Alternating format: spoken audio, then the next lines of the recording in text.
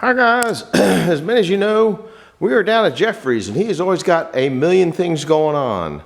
They're working on this truck that I showed you the last time. I guess they got the generator back together, I have no idea. There's a big block Chrysler.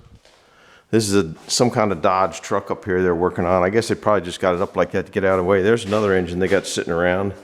And he's got some kind of head of some sort sitting there. I guess he's getting ready to hot tank that. That's a hot tank. These are the old chucks that went on that thing, or maybe they're the new chucks that go on that his crankshaft turner. We'll go down and look at that in a minute. He's always got lots of goofy stuff coming on down here. What I came down here for, oh, this is something, I don't know, this is some kind of stuff they're making too. Some kind of, I don't know, stuff for the government.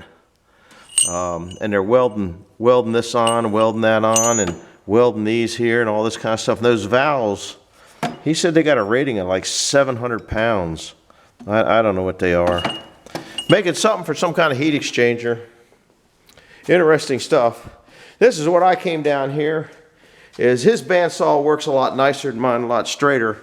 I'm making these brackets to hold the straps on the old wood boxes that I just emptied. So this will go on here, this will go on, get welded on here, then the strap will go underneath there. I got to drill 4 holes on that and weld those in. So I just used what steel I had. This was all thrown away steel that I glommed onto. This was a piece of leftover, a drop from something else, and that's all I got, and that'll go down into the extra parts department. These are some other things they made to hold something. I got no idea. And I don't know what all that stuff in there. That stuff I think for leveling that, not leveling, making sure that was, his thing was, that crankshaft thing was flat. This is where he's checking to make sure, making sure it's the right height. They came up with that, and then when they weld these things here, they have to be, I think, a certain height to this right here, plus or minus 10 thousandths, and there's only 10 thousandths, whatever. So I don't know. That's what he's got going on down there. So he can't weld that. This is a granite, some kind of granite special thing. I don't know, that's super flat. Anyhow, I can't, I don't want to get any of my welding stuff around his welding stuff. He's the welder. So I'll take that home, clean it all up, grind it, and probably weld that myself. But it is such a nasty day out. Last night was the parade that we went to, and the weather was nice. Thank goodness it lasted. That was the biggest crowd I've ever seen in something like that. We got all sorts of stuff going on down here. Walk down here, and he's got vehicles all over the place. There's Eugene. Eugene's down here helping him level this in. There was Lee was down here. If you haven't seen, that's the wood splitter. It's just kind of sitting there right now. That's the wood splitter I think that the that 60-foot elevator I'm going to is supposed to match up to. Not sure. There's his wood pile. He's already been burning his new wood. He wanted to try it. He's in a wind tunnel here, and that thing, air goes through here so fine. He says that stuff there he just split is burning perfectly in his boiler, that it's super hot and Snow White in there. Speaking of Snow White, there's a cat. Snow White cat. So we'll go in here. Oh, kitty cat. That's foreign kitty. We'll see what he's doing in here. He's got, this is kind of, I don't know what's going on in here. He's got stuff going on everywhere. That's one of the old lathes that he moved out. That's a big sanding machine. We're going to look to see. We're YouTubing, guys. YouTubian. How did that work for holding that up? I know that. I said, why don't you hold it up there with the drywall lift, and I guess that worked. That's a good thing. He's getting ready to put the door jamb in here. Oh man, I see my camera does not like those lights. Look at it flashing when you get near those lights. It's so wrong. Huh? It's just in that area. That's kind of weird. Anyhow, here's the room that he built for his crankshaft machine. They just moved that in here, and Eugene has done an excellent job of making it look pretty. Has to be at least 10 inches off that wall, and it had to be 48 inches minimum off this wall, because this whole thing, when your crank comes down, goes off the edge. He's done all the motors, he's done everything, it's coming along. They're calling this area back here the duck pond, which it figures those guys would. And it has to have 10 inches of clearance between here and here, because this goes back that way. So it's coming along. I thought you'd kind of be interested. This is the room he just built. Put a nice air conditioner in here, heater, air conditioner. He framed out all the windows, and I mean to tell you, and this was, remember 2 weeks ago maybe, we were cutting all those 2x6s. Well, that's what enclosed this whole wall here. That's what enclosed this. I think he's going to put a big table across here for holding things. And then I've got an I-beam up there that's going to go above this thing here with a winch on it. That's why you got an electrical outlet on it up there. And it's going to be able to bring the crank in here and lift it up with a winch, and then come down over top of this and put it in that way. So that's the plan. He probably ought to have a beam close enough to get all the way over to this table, but I don't want to recommend that to him. So what else is going on in here? We got, if you're new here, I guess I got to go turn off the noise for a little bit, because somebody gets upset about that. I don't even know. I guess that's how you turn it off. This was once a foundry in here. That's the molar, and that's that. And, extra saw blades. oh, well, those saw blades are going to go up to my house. One. 2 of them. You gonna steal my 48? No, I'm going to steal your 58. Oh. That's going up to Bunyan next year. Oh, okay. So here's where he's got that all boxed in up there, because he had to get above those lights. So there's 2 blades in there. There's his turning machine for rotors and disc brakes. Everything's just shoved in here right now because they've been working on this beast. Here's the wheels for it over here, the big grinding stones. They are probably almost, well, they're at least 2 foot in diameter. That might be a wore down one. I bet those things are heavy. I bet those things are heavy, heavy. So anyhow, if you've never been down here, he's got some nice toys down there. That's what they put in there. That thing weighed 4 tons, what they just rolled in there, and they were running them in those little heavy jacks. So that's kind of interesting. Look at those guys working. Look at the box he made. Eugene's going to live in that room. He's going to put a hammock in there and live in that room so he doesn't have to. We got an issue here? Not much of an issue. Look at the flashing. Sorry about that. Can't do nothing about that. There's the door. So they're getting ready to hang the door. Then they'd probably paint the outside of this, knowing him. He's pretty, I don't know, but he put his cover line. You going to paint the outside of this, boy? Yes, Gene. Eugene, when is paint going on then? Wait a second. Oh, it does kind of match the other side. Well, you slackers. And once again, if you're new here, we're down at Jeffrey's, and Jeffrey comes up with everything. Here's a heater he built for down here from all leftover stuff. If you can imagine, oh, while we're going by, that's a lacing machine for flat belts. This got made out of an old hot water heater, a great big, I don't know, 300 or 400 gallon hot water heater. Here's the air compressor somebody gave him. And then down there's the coil he turned to make 3-phase. I don't know how he did it, but somehow that thing down there is making 3-phase. These are all boxes that were thrown out, and I kind of glom onto that kind of stuff if you guys haven't realized by now, but that runs this air compressor just fine. Here's a safe. Please keep closed. Who knows what's in the safe?